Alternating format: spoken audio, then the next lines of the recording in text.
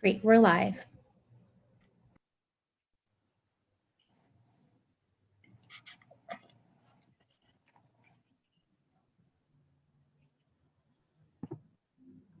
Commissioner Collins, you can start whenever you're ready.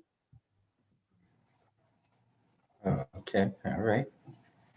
All right, good evening, everyone, and thank you for joining us with this virtual community session. The focus today is primarily on youth programs and services in the county. This is a result of conversations that I've had with many of you that will be participants in our discussion today, as well as an overall focus through the years that I've had on really developing and providing more resources for young people in our community. Before we got started, I wanted to share a few statistics that staff was able to provide for me.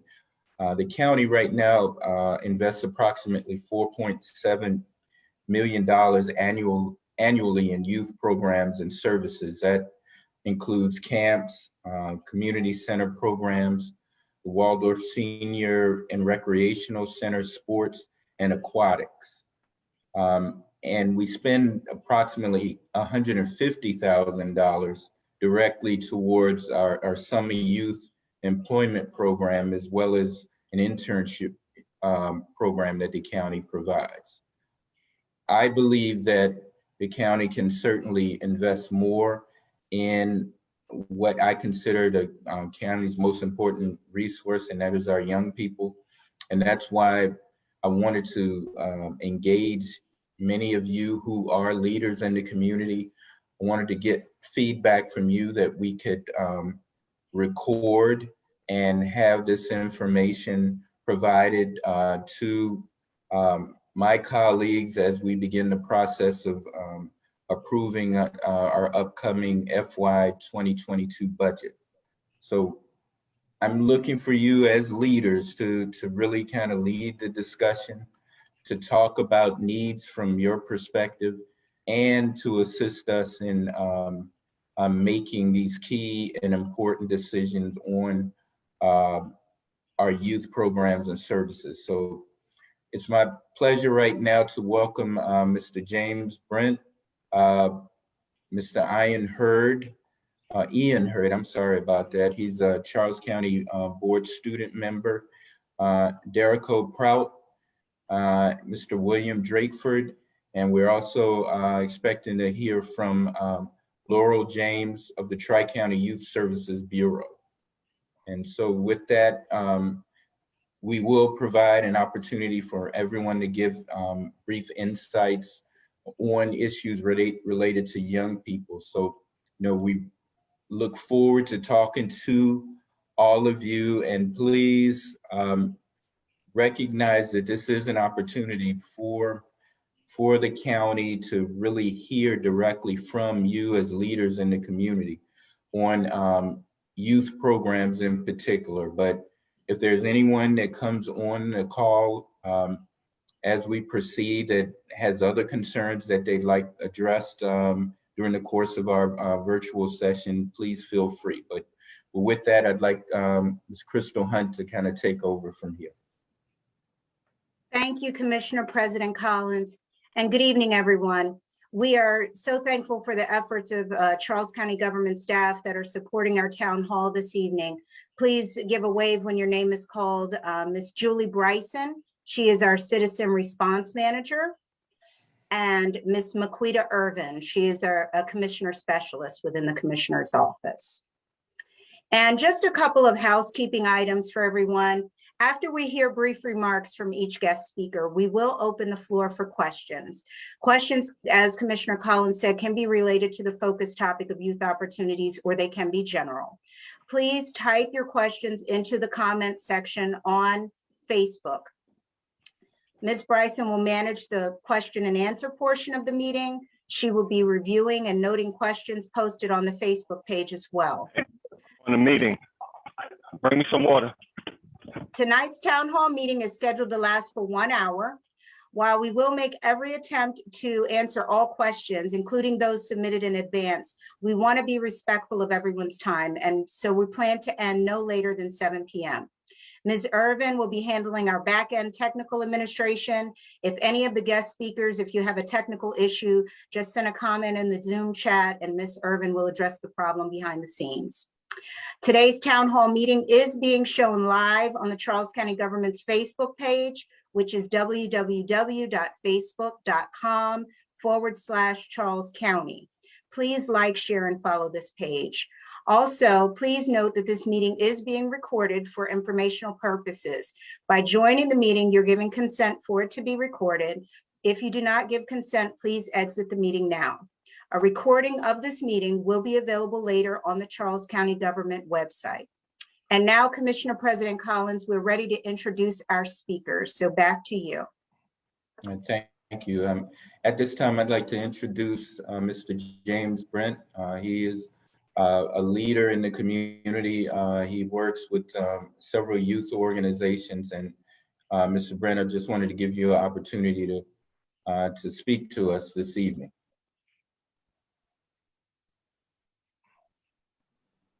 Commissioner Collins, thank you so much for the opportunity.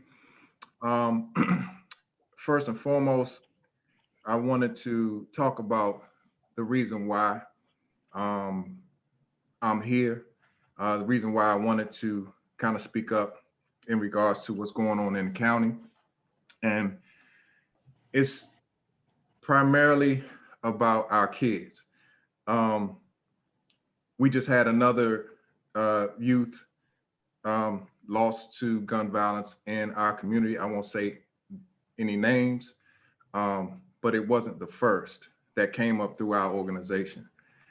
And I know that the other participants on this call can relate to that.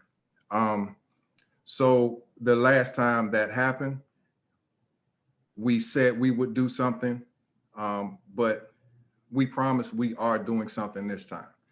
And so that's the reason why I wanted to be a part of, or see where I can help or assist in this community. So that being said, there's an opportunity, there's a disparity.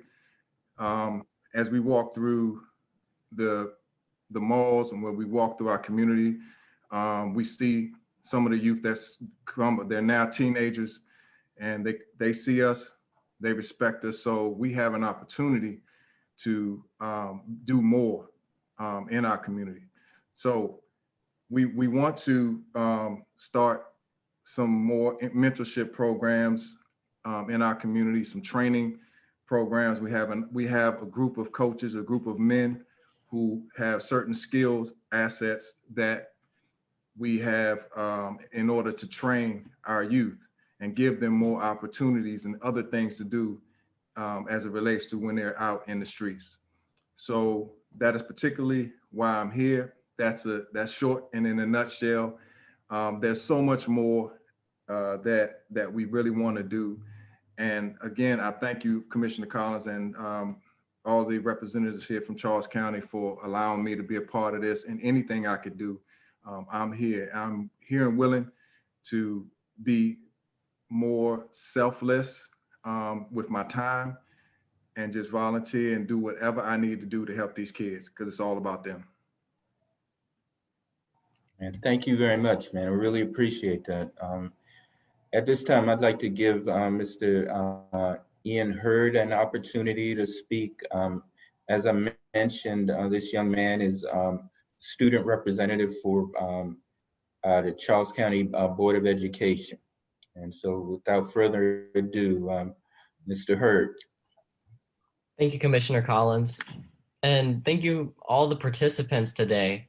I'm really excited to be on here. I serve as the student member on the Charles County Board of Education, which basically means I represent the diverse opinions and needs of our 27,000 students, a large segment of our youth in the county. And this is just such a great opportunity today to really talk about our youth, address the needs that they have in this time that's unlike any other. And it's really refreshing to see so many passionate adults invested in the futures of our youth. And I just wanted to take the opportunity to plug an opportunity I've been working on for our youth and our students to build community in this sense where in this time where we feel so divided and we're all stuck to ourselves in this pandemic. And that's the advisory council I've been working on to engage youth and hear those perspectives and really fight for the opportunities and resources our students need. And anyone interested can go to ccboesmob.com and there's more information on that. But I really wanted to thank Commissioner Collins for placing such an emphasis on our youth and thank the participants for dedicating their free time. And as Mr. Brent said, selflessly using your time to really benefit our youth and make sure that as a community, we're moving forward with our eyes on the prize. So thank you. Thank you. I appreciate it. At this time, I'd like Mr. Prout to speak. Like Mr. Brent, he reached out to our office several weeks ago in response to violence that had occurred in our community and where we saw a young athlete that many of us were aware of. You know, I can tell you personally, as a young man that played ball with my son through the years, and like many of the people that are participating, it was an extension of work that had been done in the community through the years, but that particular incident, I think, raised everyone's consciousness to the point where people simply wanted to do more to address issues that involve our young people. So, Mr. Prout, if you could speak for a moment. Thanks for the opportunity, Mr. Reuben. Just like you said, we reached out to you to talk to you about the issues that are going on in the community with the gun violence. That's why myself and Jordan are here. Simeon, who also represents with us, is not able to join tonight, but there were 18 killings by gun violence alone in 2020 last year. Most of them were children from age 12 to 17. So we just want to put on the table an opportunity to build a youth center and then some satellite centers to help with programming that can help the youth and their parents, parents who may need some guidance, where it may be opportunities for financial literacy, parenting skills, mentoring, and other programs that could really benefit our youth. We do have a presentation, but I'm not sure if we'll be able to get to that tonight. It should take about 3 minutes. So if we do have time for that, I'd be glad. I know your staff has it. So that's why I'm here. Like you said, we just want to do more. Now, if it's the one that you showed earlier, I'd like everyone to see that. Okay. So what we'll do is I'm gonna let the last two speakers speak, and then we'll give you an opportunity to show it, okay? All right. All right. Thank you, man. And next we have Mr. William Drakeford. I was introduced to him, I guess about a year or so ago.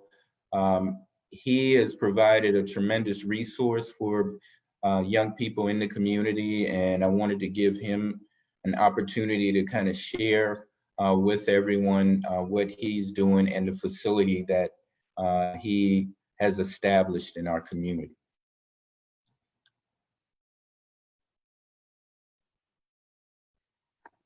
Thanks. I also would like to thank Ms. Hunt for the opportunity to be here today, along with those individuals from Charles County government. Also like to thank those individuals that may be logging on via Facebook as well. My name is Dr. William Drakeford. I'm a university professor for the last 27 years. My mission in education has always been to help kids. I've been working in the community that I grew up in from the time I was a kid and through college. And I moved to Charles County about 12 years ago and coached for about 10 of those years. And it's been awesome being a part of the community here in Charles County. They've embraced my family and I, and we just love being here, and we love the resources. And I'm just here today to be a part of the solution. Can't solve all of the issues that exist, but I can just do my little part. And I want to thank Commissioner Collins and the county for embracing the Southern Maryland Sportsplex, which opened about 6 months ago. The goal of the Sportsplex is to piggyback, reiterate, piggyback what the county has already established in terms of a wealth of resources. We primarily provide basketball services. We have soccer services, track and field, tennis, to name a few.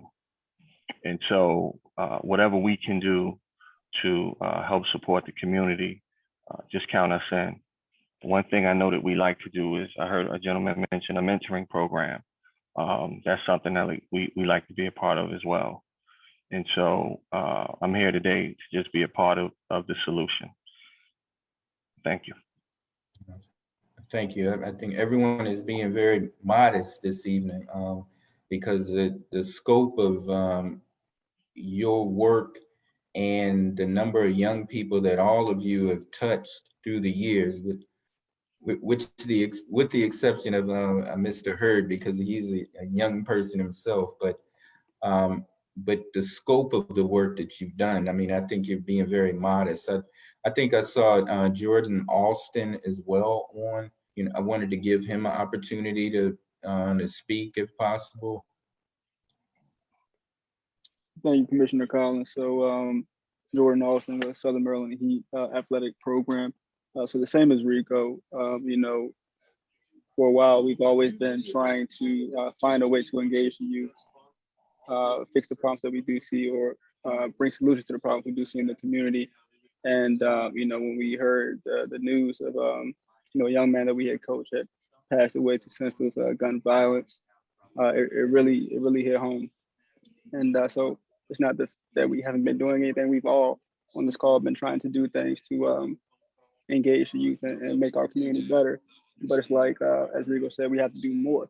And so as everyone on this call, I'm just trying to bring my perspective on how we get there and things we can do to just do more. And so I'm definitely appreciative of the opportunity to speak and just be a part of the solution. Thank you. And I appreciate the work that you're doing in the community. That the last scheduled speaker that we have is Ms. Laurel James. Many of you know Ms. James. She's been a leader in the community. She represents a nonprofit organization in the community. And I'd like, I don't see her, but I'd like her to kind of speak briefly about the programs that she is a part of and the scope of work that she's doing in Charles County.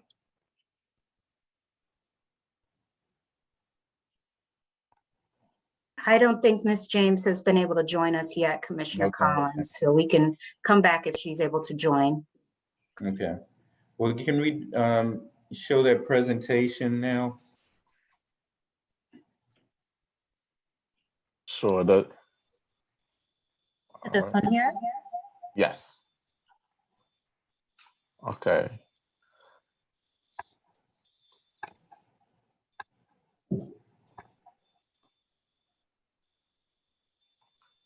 So as I said earlier, I think for the most part, we're all here for the same reason, to talk about the gun violence and what we can do to, we're not going to solve the problem completely, but to come up with solutions to mitigate those issues a little bit. So you can skip to the next page. So in the last year alone, gun violence has related to 360% more deaths in Charles County. And that number is because over the last year, like I said, I think it was 19 deaths. The year before that, it was 5. So it grew tremendously. As it says here, 40% of gun-related deaths were in Congressional District 5, were reported in Charles County. And of those 40%, 3/4 were reported in Waldorf. Um, Thank you. So our recommended solution, according to Charles County Needs Assessment of Children, Youth, and Families, located on page 18, teenagers participated in a focus group. They recommended a youth center as a key service to address some of the issues: gun violence, crime, mental health, job development, dropping out of school, bullying, substance abuse, and other issues that impact the youth. We request the community support to fund a center, as well as the county, that will provide programming that will address the issues discussed during the focus group, reach young adults participating in these destructive activities, and to work with the parents to develop parenting skills, life skills, and job training. According to the Boys and Girls Club of Southern Maryland, they gave us an estimate of $425,000 per year that it'll take to fund a center. That's our main center, and I'll talk about that a little more in a second.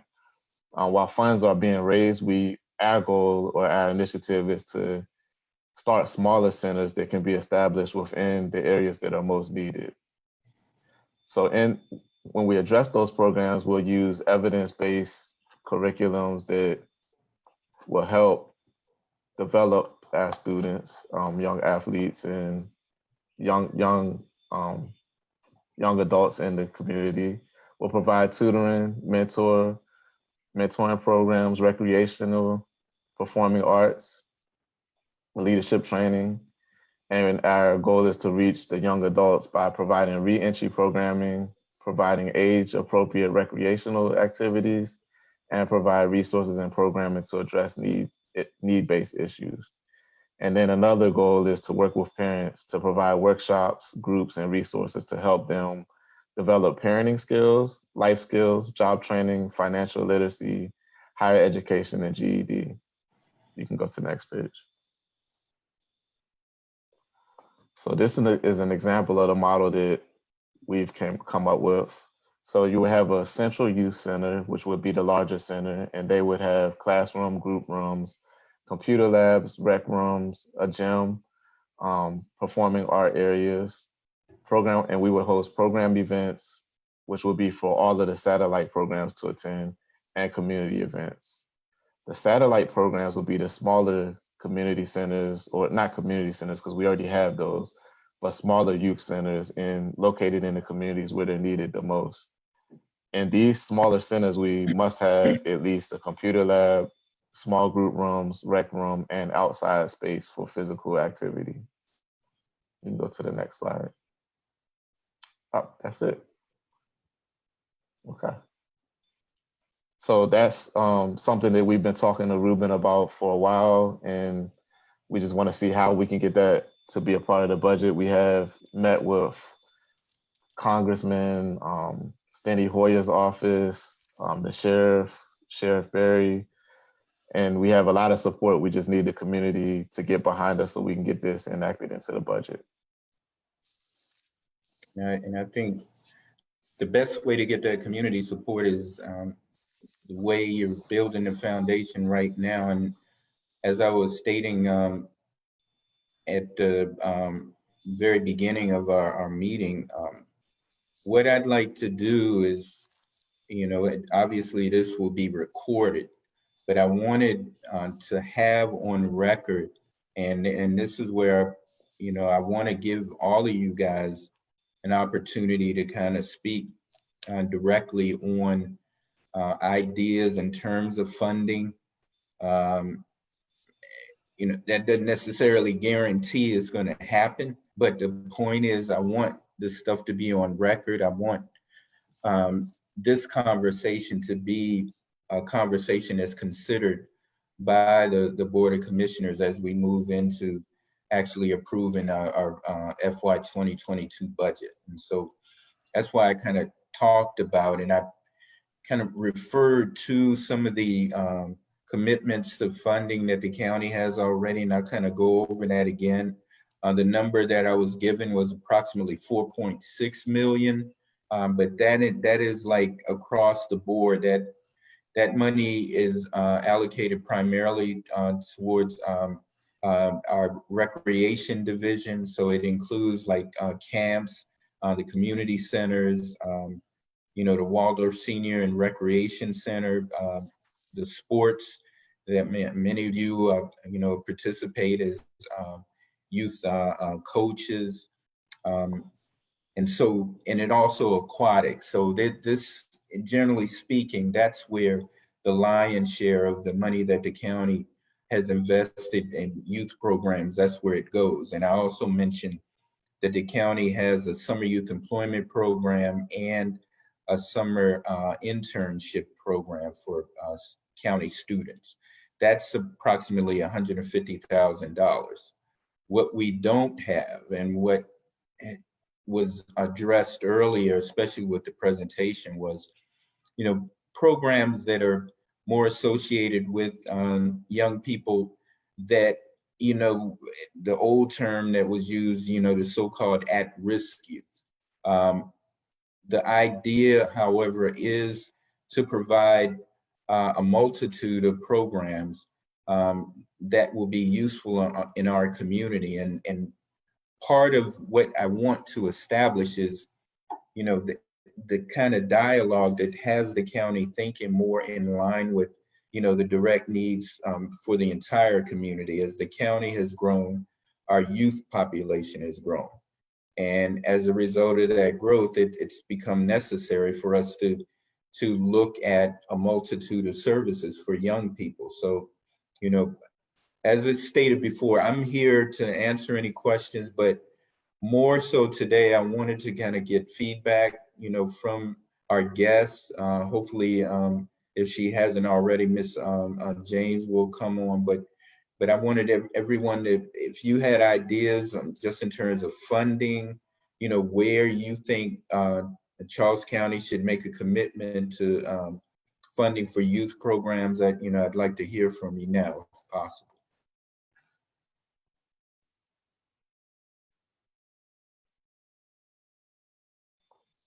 So I know Reuben from our conversations with Steny Hoyer's office and some of the others. They have given us some resources to look into as far as grants that we can get to come into the county. So we're still on that path. I know you were on one of those meetings with us, and we're just gonna keep trying to get as much money from outside, from the state as possible, state and federal.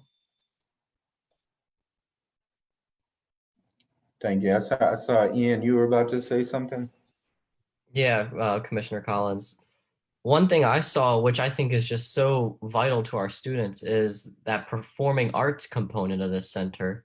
And, I would be interested in seeing what kind of collaboration can be done with the public school system and the resources they have. They already have systems in place where they have these instructors who go between elementary to elementary school. So it would be interesting what kind of resources could also be applied to the youth using this center.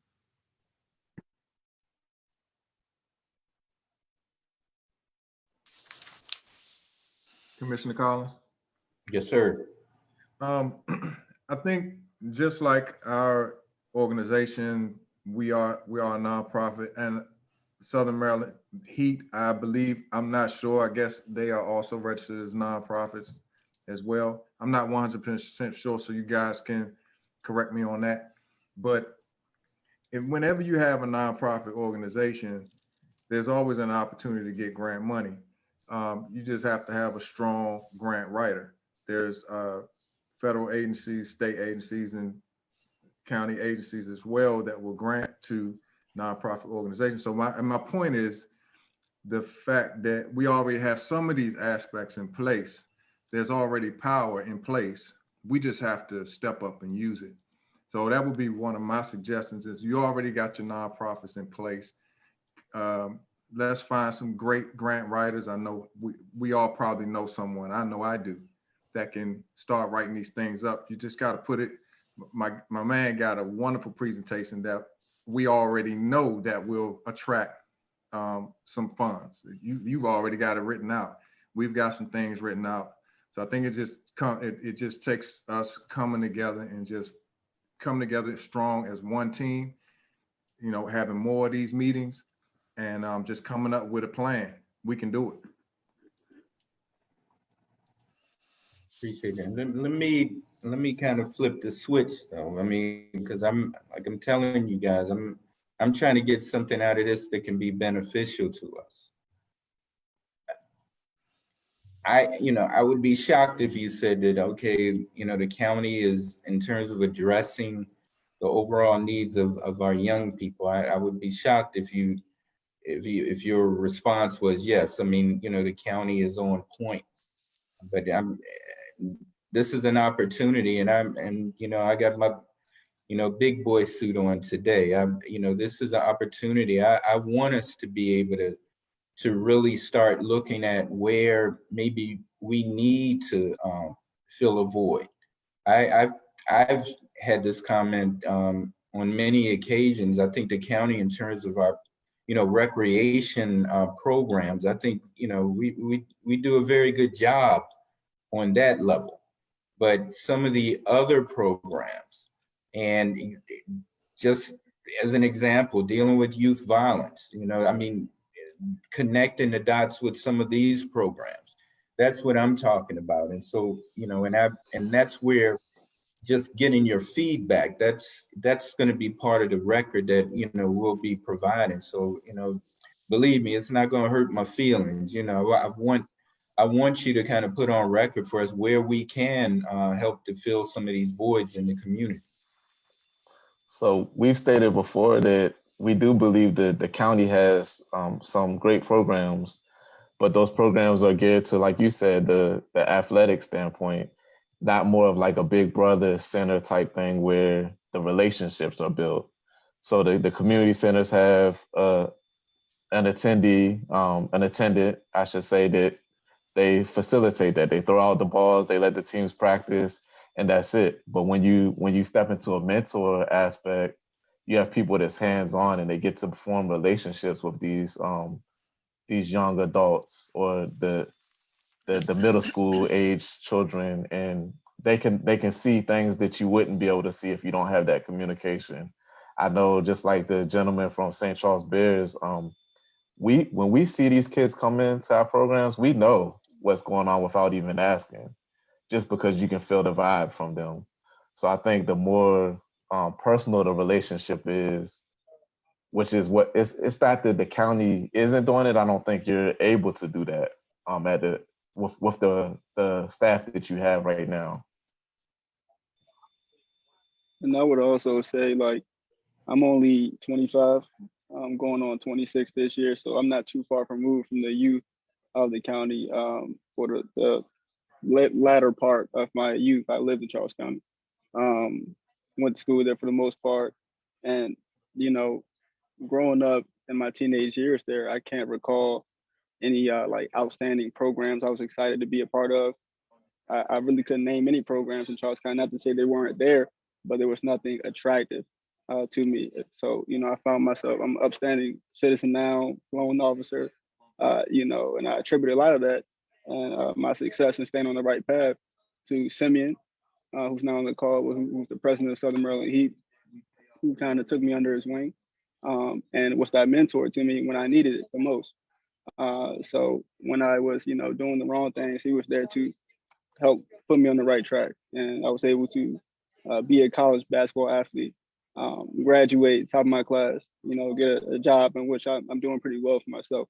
And I would attribute that to that mentorship. So what we're trying to do here with the facility, and we're trying to put in Charles County, I think that would be a total game changer. I think that's something unlike anything we've ever seen in the county before. And I think it would just be unique, especially to those who don't have that outlet, like even like what Rico was talking about in terms of touching children who aren't necessarily into athletics.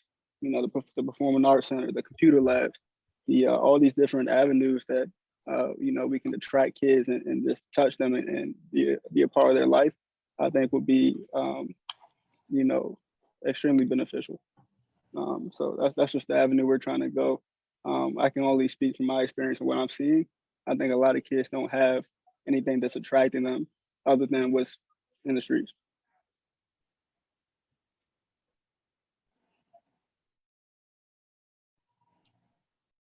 I didn't want to put you on the spot, Mr. Hurd, but I kind of wanted to get, your impression on this as well. I mean, you're kind of living it, and and you're with your position, you're given a pretty broad perspective because you're interacting with basically the entire student population. So you're hearing a lot, from your peers. I would just be curious, just in terms of where, the county could kind of address resources. What's your feedback on that? I know from what I'm hearing, you guys are spot on with the need for a relationship.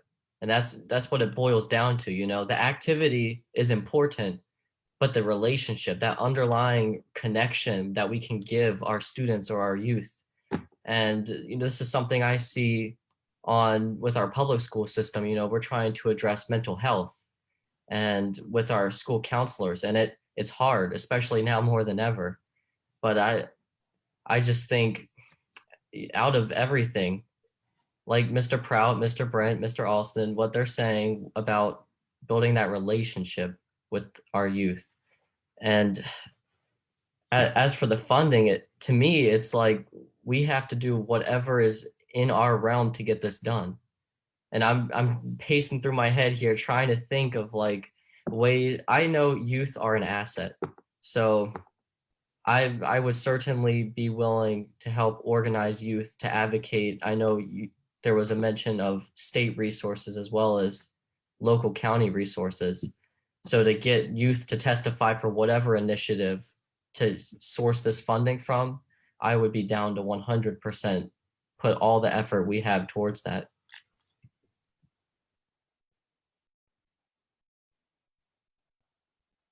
Thank you. So anybody else, any more comments? Commissioner Collins, I'm trying to contain myself a little bit because I can talk all day, right? Well, now go for it.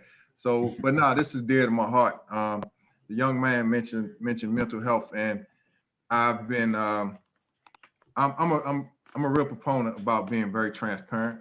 So one of my favorite sayings that I use with my men's group is transparency breeds healing. So it's like, if you're not transparent about your problems or what's going on, you're not going to get any help. So I took it upon myself to start talking about my own mental health struggles, right? So I'm not ashamed of it because, truth be told, all of us have some type of, if not all of us, many of us have some type of mental challenges, right? So you gotta be one to be able to let that out and let it be known to get yourself some help. So mental health is like the word of the day right now with the pandemic. Kids at home on their screens and stuff like that. Kids are committing suicide and all of that. So my point is that you have grown-ups, you have adults that's dealing with this, and they've learned certain techniques to get over it, to stay out of that suicidal rate. And we have a wealth of resources in our leaders in this community, and we are ready to step up. We need to get funded for programs like that. That has to be, I would venture to say that needs to be the number one thing we need to fund. That, in my opinion, that needs to be number one. And what happens, and secondly, what happens with what we've learned and what we've seen as youth coaches, what happens is we take them up to age 13, 14 years old, right? By that time, they're going to high school.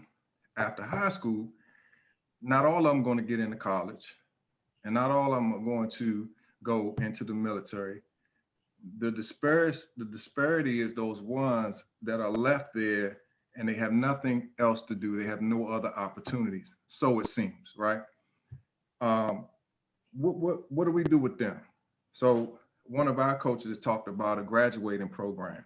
So once the kid comes out of the organization, we funnel them. If they're not going to college, they're not going to military or whatever it is, bring them back to the organization, help them train the kids, help them get them to be involved into these programs, the mental health programs, the VOTEC programs that we want to set up, and all of that. So it's a graduating. You funnel them back. They don't have anything to do, but what that's going to take is us stepping up and tracking these kids and staying in their lives so that we know what's going on with them. That's going to take some parent participation as well.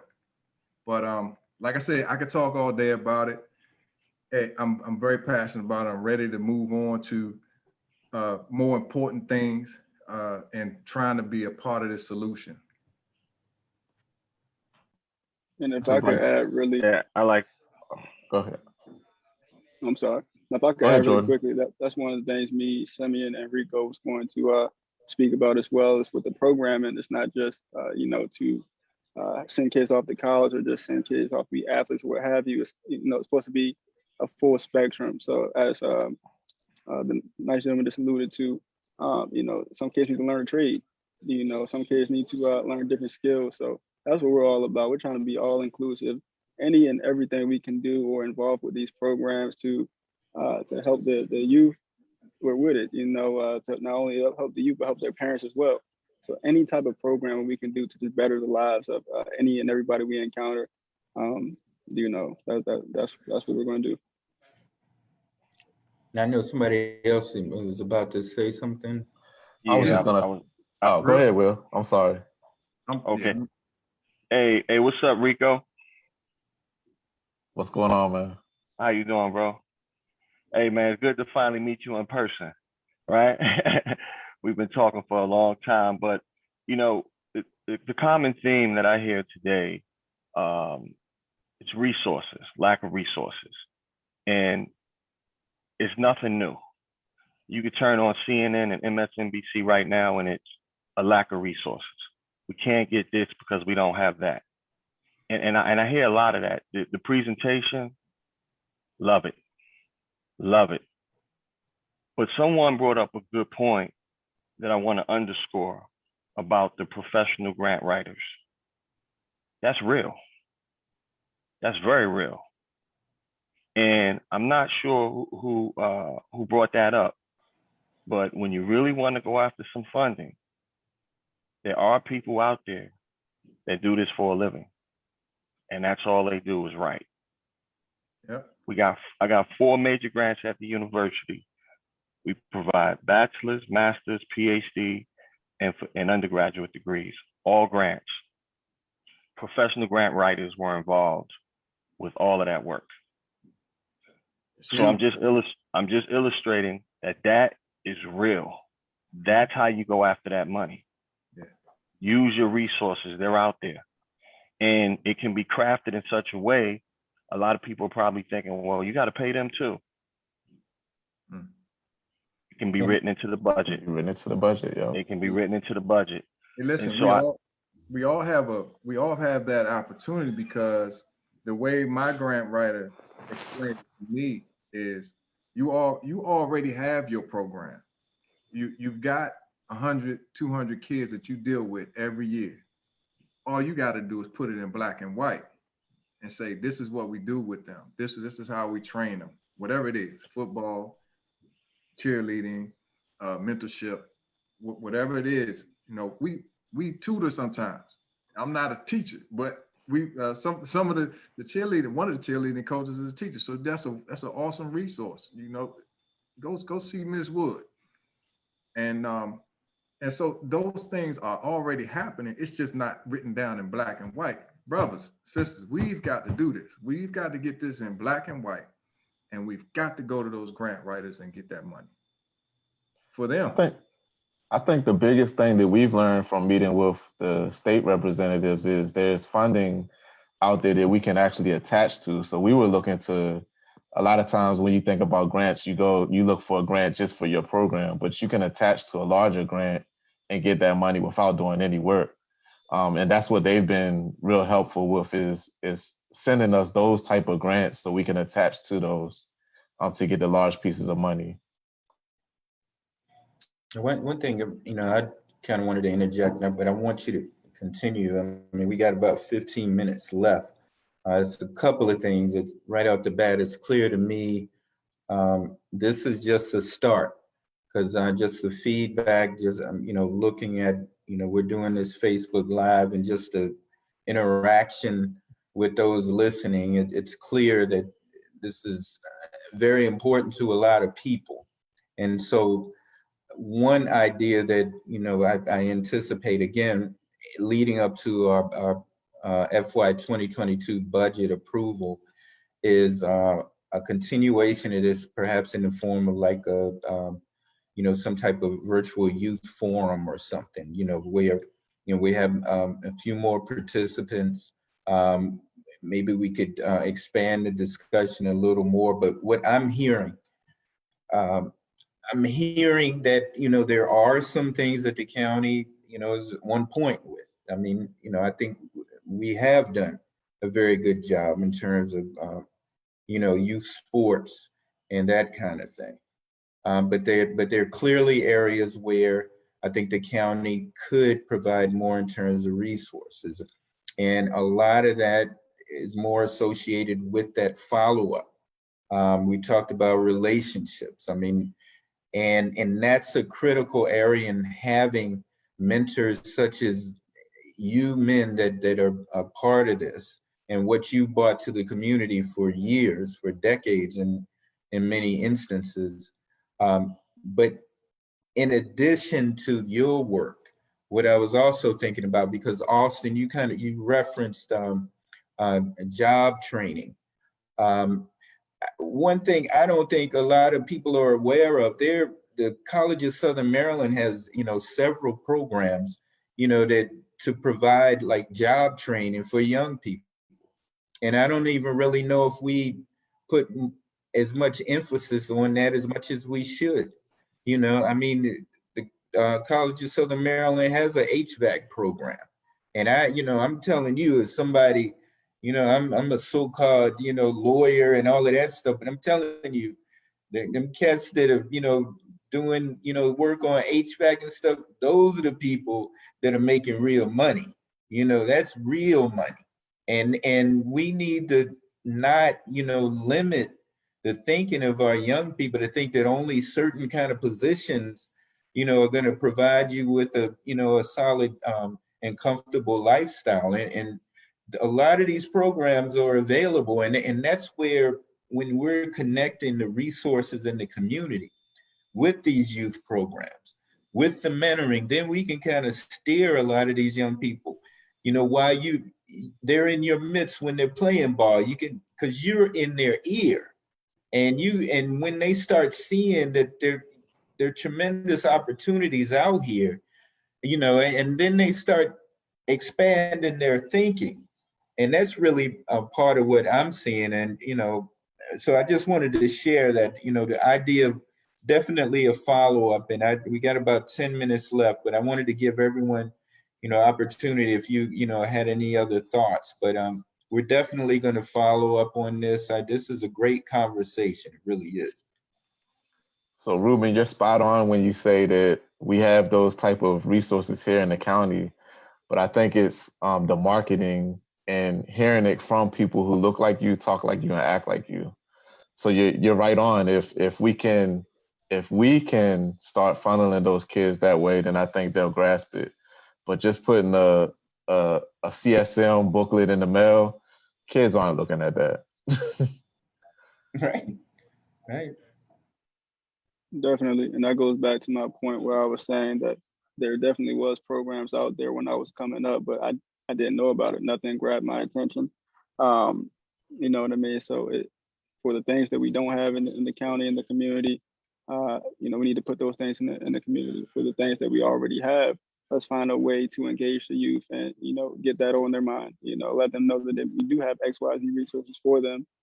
You don't have to go off and feel like there's not an opportunity for you. So let's highlight the things that we do have and that's going well, and implement the things that we feel like should be implemented.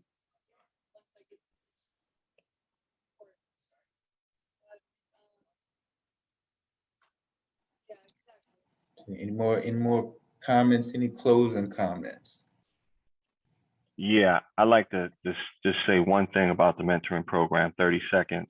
Love the presentation. it's clearly big boy work. We have a building.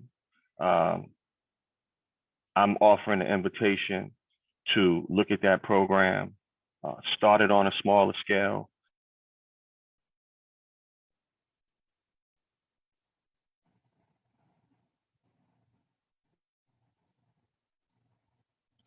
Jacob, we lost your breath.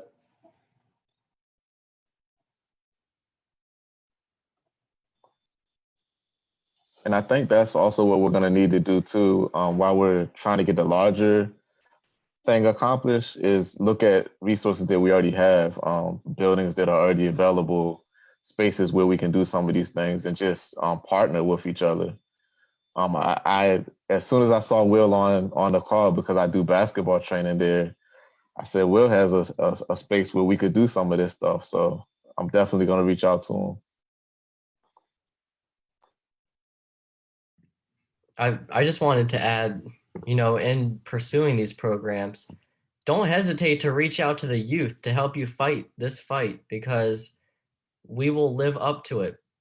And I just know, I'm thinking off the top of my head, we have so many great youth resources like the Charles County NAACP's Youth Council and, Charles County Youth for Change. We have all these youth groups who are just salivating for an opportunity like this to get their hands in there, because everyone says they want to do something to better our mental health. But who has a solution? I'm going to be straight up. Today is one of the first times I've actually seen a solution to the problem rather than just talking about the problem. I mean, this is something that youth are dying to get involved with. And, I'm begging you guys to continue to involve youth in it. Well, Ian, I just put my email in the chat, so feel free to send me your contact information. I will. Thank you.